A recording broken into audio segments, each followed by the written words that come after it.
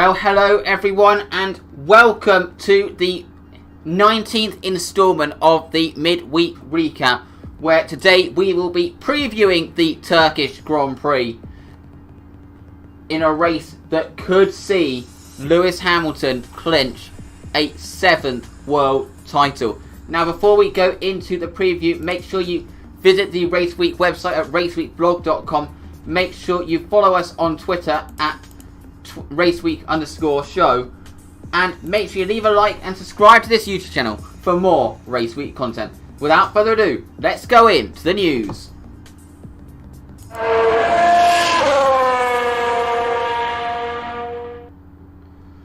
So, kicking things off, and the first bit of news, I'm not going to go fully into detail on this, is the fact that the 2021 calendar has been unveiled. Now, as I'd already done a longer video on this, I'm not going to go into too much detail, but to just put things simply, the main changes are Vietnam not being on the calendar, which means there's a free space which is going to be allocated to, which they have not announced what race is going to take that slot, if any. The Dutch Grand Prix has been moved to the end of after the Belgian Grand Prix after the summer break. The Russian and Singapore Grand Prix have been swapped around. And of course, we have the addition of the Saudi Arabian Grand Prix. So that is the Formula 1 calendar. And the next major piece of news is Formula 1 is aiming to go carbon neutral by 2030. Obviously, I mean, that is old news, but they have now actually announced what they are planning on doing to contribute to that. And what they announced is that in 2026 they plan to use sustainable fuels, which mean the hybrids will be in service for a lot longer, than 2026. But when they have a new set of regulations, they plan on using sustainable fuels. Which, really good to see Formula 1 doing their bit for the environment and to be relevant. And the final bit, and this was news coming out today, it's the W Series will be supporting 8 Formula 1 races this year.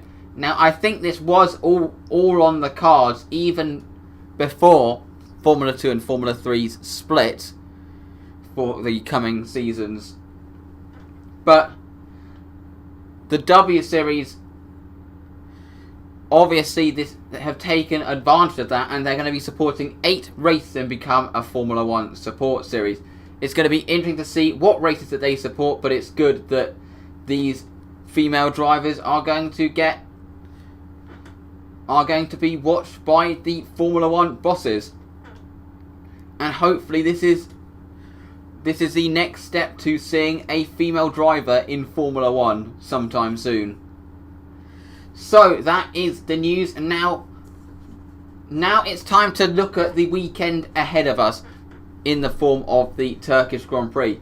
And to start things off, here is a track guide of the Istanbul Park circuit.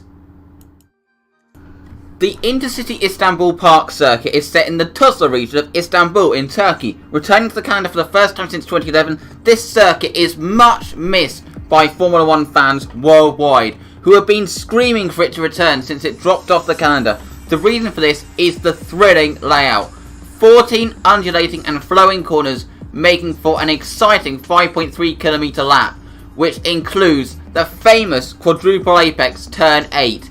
Here is a video lap around this thrilling circuit. So, taking you around a lap of this circuit. 2 DRS zones on this track. The first one is the main straight heading into the first corner, where you have to be really precise, carry the right amount of speed, but don't carry too much to prevent you going wide. Into the long turn 2, now up towards the left hand at turn 3. It's got similarity to Stowe at Silverstone. You can go from the driver being attacked can easily hang up around the outside and have the high ground for turn 4. In towards turn 5, and then turn 6 is kind of ignored in a Formula 1 car, but now on a short straight up towards turn 7. Overtaking is possible here, but now here comes the thrilling part of the lap, which is what everyone likes about this circuit. Turn 8, have to really have the correct line. In these current Formula 1 cars, it's expected to be fully flat. Now up towards the chicane at turn 9 and 10. This is probably one of the most tricky corners on the circuit because it's very easy to run too wide and put on too much throttle. Now onto the longest acceleration zone, into the kink at turn 11. This is the second DRS zone, and this is where we're likely to see mostly overtaking. Into the heaviest braking zone on the track, in towards turn 12, the hairpin at turn 12. And this is an incredibly, this bit is kind of like a street circuit in towards turn 13. You have to correct, you have to really take the right line, otherwise you could lose a lot of time. That is a lap around this thrilling circuit.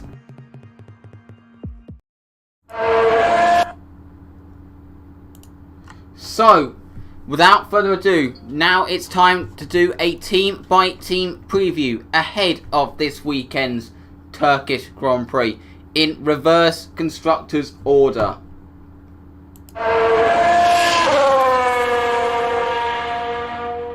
George Russell once again coming so close to scoring a point and then making that mistake under the safety car period. He wrote a letter to the team to apologise for the mistake, and it'll be interesting to see how much George Russell uses this as a learning experience.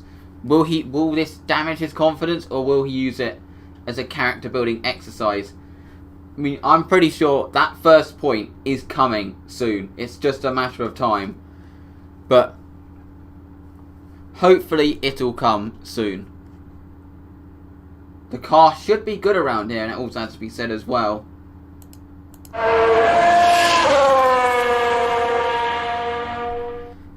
A car that will probably not do so well around here is the Haas.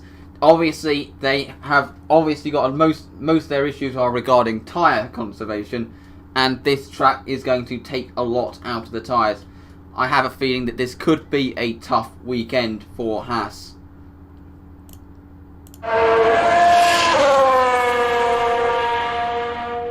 A team that's on the up is Alfa Romeo, scoring a double points finish in Imola, and I wonder if they're going to continue this momentum. They seem to have broken clear of the likes of Haas and Williams, and they have been scoring points recently. It'll be interesting to see how much they improve, because they are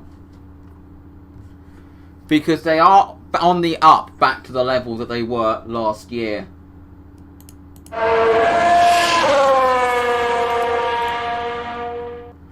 AlphaTauri are starting to concede that beating Ferrari might be a bit difficult, but their car is showing really solid pace. So I don't think it's out of the question that they could do it, that they could beat Ferrari, especially if their pace around Imola is to go by. Both drivers have been unable to practice on the simulator due to the COVID restrictions, so they'll be going into practice 1 blind. But it'll be interesting to see if AlphaTauri are going to continue the pace that they've had over the past few rounds.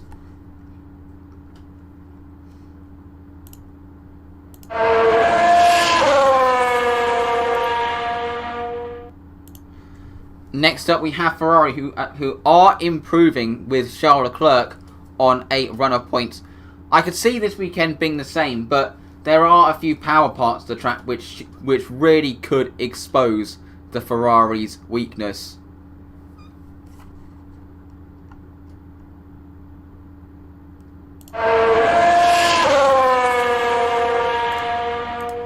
It can be said that tight battle for third in the constructors is hotting up. Racing Point are in 5th, but only 1 point off third. They're actually on the same points total of 4th place.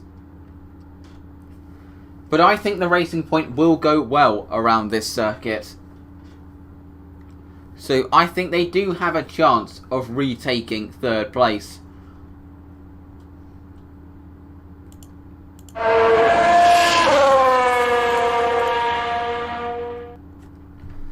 Next up, well, actually, it's not supposed to be Renault next.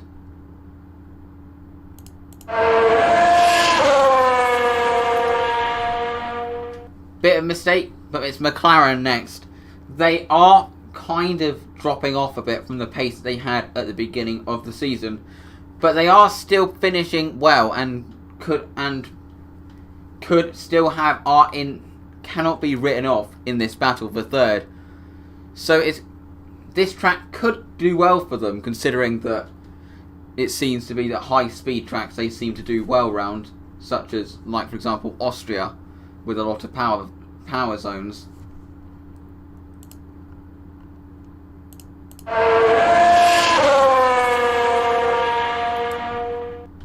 Talking of a car that could go well on a track with a lot of straights, or a lot of full-on acceleration zones, it's Renault. Now, they are on a run of form, and to be honest, I think that right now they are favourites for third in the constructors' standings. So, could Daniel Ricciardo challenge for a podium once again?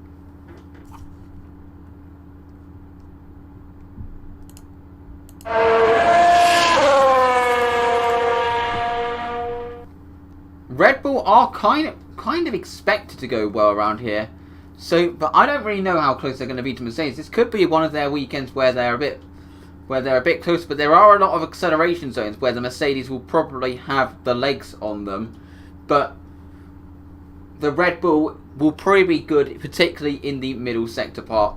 So can Max Verstappen get close to Mercedes? I'm, to be honest, expecting more of the same as the last few rounds.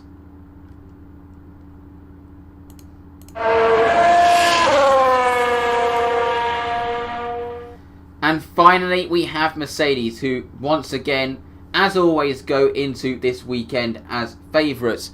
And the car should go well around, particularly the middle sector, and will probably be good all around this circuit. Of course, they have just been crowned Constructors' Champions. They are guaranteed the Drivers' Championship, and there's a chance that the Drivers' Championship could be secured this weekend. And that I'm about to talk about.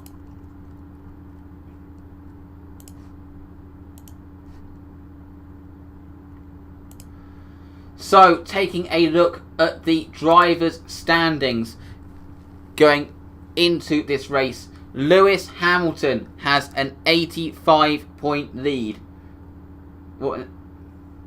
Has an 85-point lead back to Valtteri Bottas in second. Then it's Max Verstappen in third on 162, ahead of Daniel Ricciardo in fourth, Charles Leclerc in fifth on 85, then Sergio Perez in sixth on 82,